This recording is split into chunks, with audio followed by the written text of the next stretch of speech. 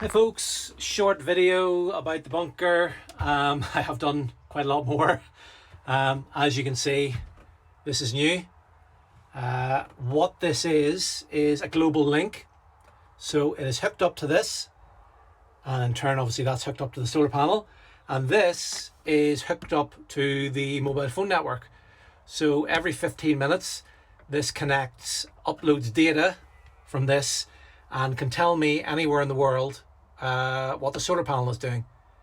So it's great for getting readings, for obviously knowing what's going on with the panel, knowing what's going on with the battery, and just if everything's working. Just means at any time I can log in and know exactly what the charge is and know exactly what the solar panel is doing.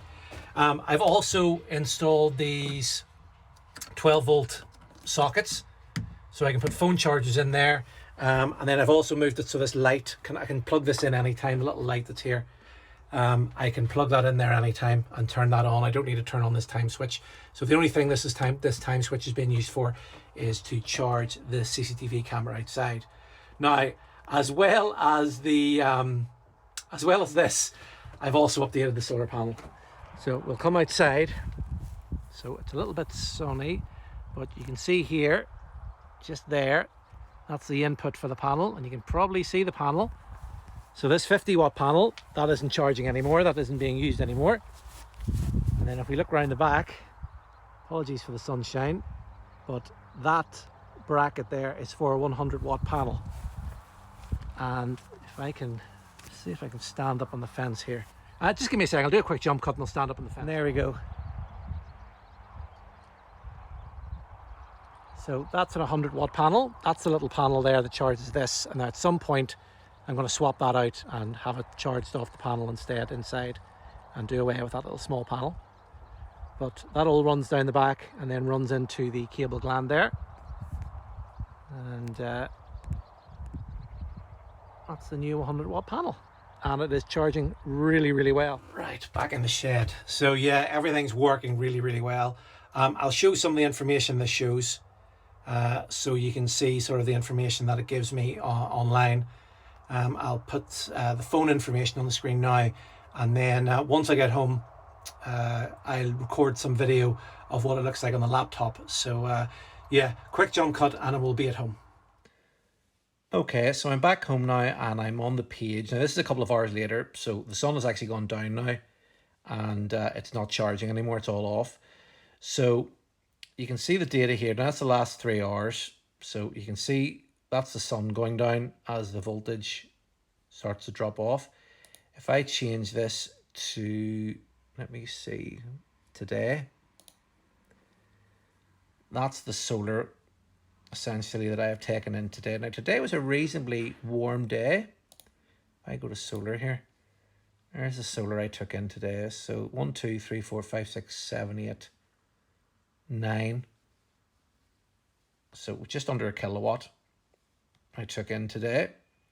And I can go into advanced here, and then this gives me all basic information. Now there's a lot more windows, but I have turned them quite a few off because I just don't need them. Now the only thing I am worried about is this, which is the RSSI of this is basically the internal aerial on that device. Now, I brought a couple of 4G antennas with me today.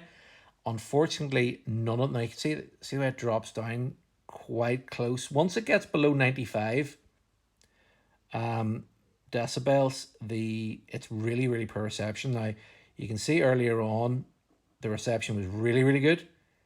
It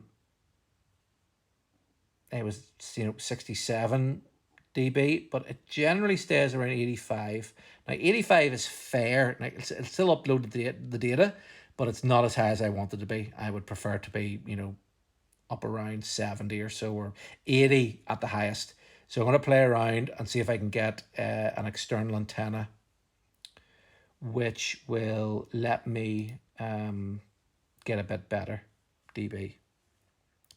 But there's all the data basically. So I can log in from anywhere and just see that everything's charging. So you can see there's float charge.